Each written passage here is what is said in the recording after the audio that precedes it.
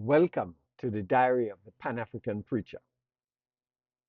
It's an African proverb that says a river is filled by many streams. One question I'm repeatedly asked is, how did you become a Pan-African theologian? My answer usually surprises people. I didn't set out to become one. I simply followed where God kept leading me. For over 40 years, I've traveled across Africa and among African descendant communities in the Americas, the Caribbean, Europe, and beyond. I've worshiped in tiny rural churches and great city cathedrals. I've sat with bishops, professors, and politicians, but I've learned just as much from market traders, taxi drivers, village elders, and ordinary church members.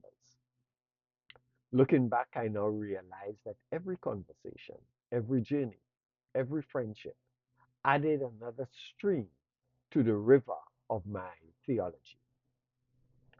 People often ask me what theology is.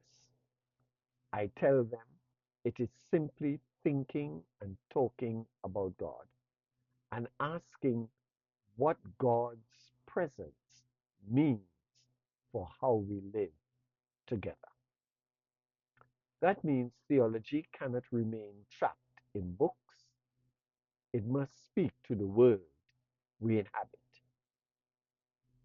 As I traveled, I could not ignore the questions that people were living with every day. Poverty alongside enormous natural wealth, the scars of slavery and colonialism, conflict and migration, young people searching for opportunity, churches wrestling with their identity, and Africa's place in a changing global order. I discovered that talking about God also meant talking about Pan African politics, economics, culture, and justice.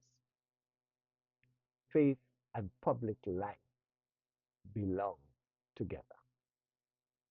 Over the years, I found myself drawing wisdom from many streams: African theology, Black theology, liberation theology, womanist voices, decolonial scholarship, and the lived faith of ordinary African Christians.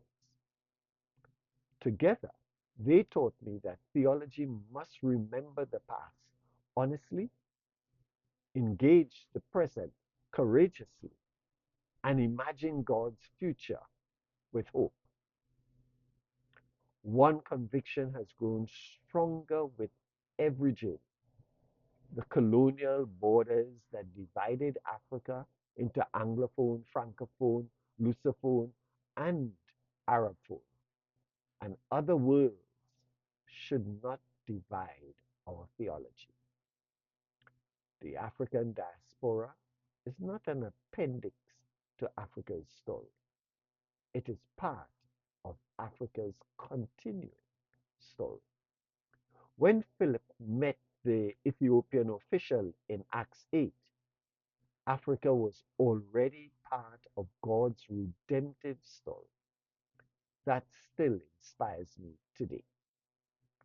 My theology is therefore still growing.